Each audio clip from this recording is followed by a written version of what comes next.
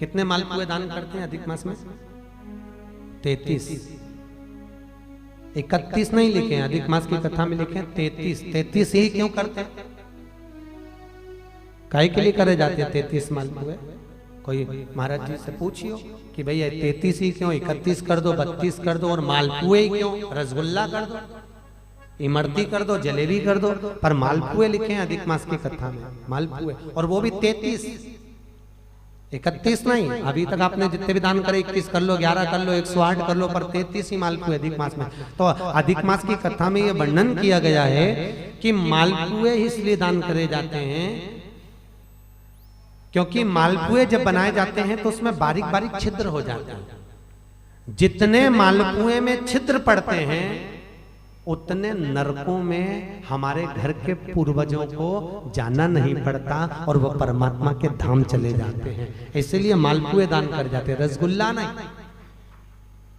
और 33 क्यों?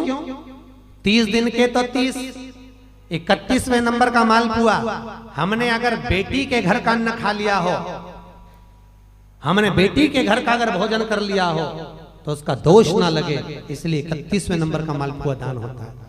32वें नंबर का मालपुआ हमने ब्राह्मण और गुरु के घर का अगर कुछ खा लिया हो तो उसका दोष ना लगे, इसलिए 32वें नंबर का मालपुआ होता है। और 33वें नंबर का मालपुआ हमने किसी के घर का सूतक या सावड़ का खा लिया। सूतक सावड़ जानते हो ना? मरे के बाद में अगर किसी के यहाँ कुछ पा लिया जाए तो सूतक का है, और सावड़ मतलब किसी के यहाँ बच्चा जन्म ले ले उसके अंतर्गत हम भोजन कर लें तो वो सावड़ का।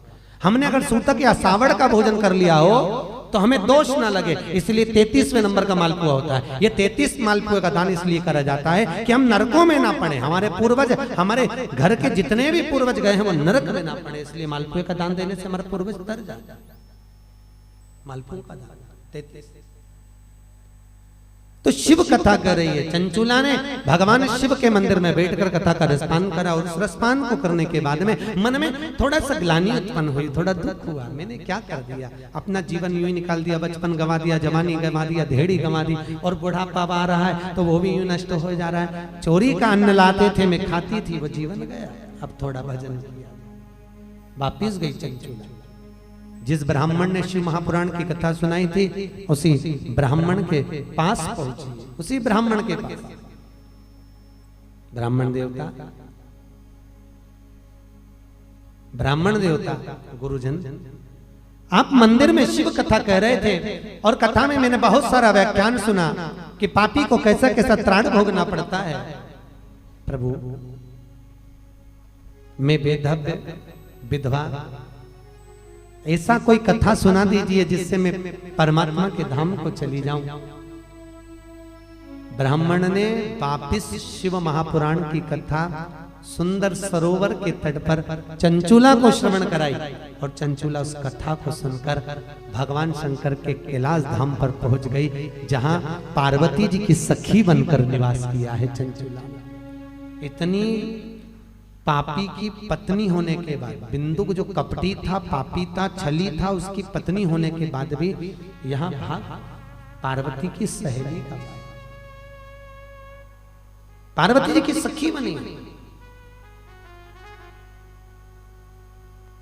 बड़ी सुंदर।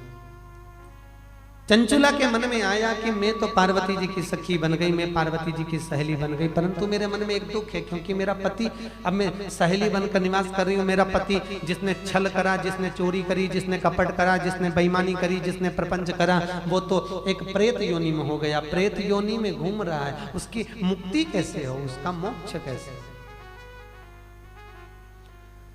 तो सूत जी सोनक जी को कह रहे हैं उस पति के मोक्ष के लिए चंचुला ने पार्वती जी से पूछा, मां जगत जननी अम्बा, जगत धात्री मां दुर्गा, हे जगदम्बा, हे पार्वती, कुछ ऐसा नियम बता दो जिसको मैं कर कर अपने पति को मोक्ष दे दूं, प्रेत योनि से वो छूट जाए। तब चंचुला के शब्द सुने तो तुरंत पार्वती जी बोली, इसका तो एक ही उपाय है, अगर जिस कथा को मैंने शंकर जी के मुख से सुनी थी वही शिव महापुराण की कथा अगर तेरे पति के निमित्तार्थ कराई जाए तो तेरा पति भी मोक्ष पा जाएगा, और वापिस मोक्ष पाकर तू अखंड सौभाग्य को धारण कर सकती है।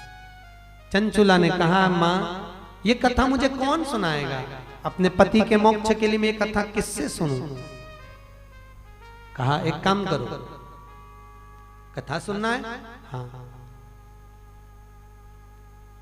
शिव कथा को तो केवल एक ही सुना सकते हैं, वो नारद जी से जाकर कहो। अब नारद जी के पास चंचुला गई। नारद जी महाराज तो आ रहे थे बड़े आनंद में, हाथ में वीणा। नारद जी को जानते हो ना, बड़े सबसे ज्यादा अलमस्त रहने वाले, बिना माचिस का माचिस, बिना माचिस, पर भिड़ाए भी ऐसा कि भगवान से मिला दे, ऐसा भिड़ा, भिड़ाने पर भी बहुत। नारद जी महाराज निकल गए कि मेरी नस नस बोले हरी हरी। दिशा टीवी पर प्रसारण संबंधी जानकारी के लिए संपर्क करें 95